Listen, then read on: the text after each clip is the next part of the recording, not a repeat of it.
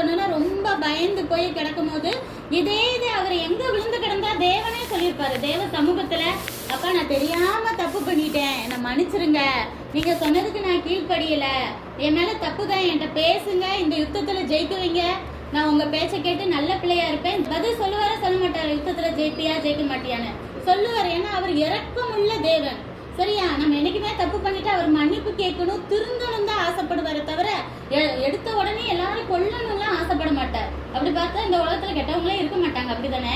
உடனே கொண்டு இருந்தா கெட்டவங்க இருப்பாங்களா? இருக்க மாட்டாங்க, நிறைய பேர் இருக்க மாட்டோம். நம்மளே எவ்வளவோ தப்பு பண்ணிருக்கோம், ஆனா மனம் திருந்துறோம்ல. அது மாதிரிதான் சவுல் மனம் திரும்பணும் தேவன் விரும்பினாரு. ஆனா தேவன்ட்ட அவன் கடைசி வரைக்கும் போகாம எங்க போயிட்டான்? பிசாசோட ராஜ்யத்துல போய் குறி கேட்க போயிட்டான். அது ரொம்ப பெரிய பாவம். உடனே தேவன் என்ன செய்யறாரு, நீ பிசாசிட்ட தானே போன, அதுகிட்டயே போ, நீ அது பேச்சையே கேட்டுக்கோ, அவன் சொன்ன மாதிரியே நீ செத்துரு அப்படின்னு சொல்லி தேவன் அனுமதிச்சுறாரு.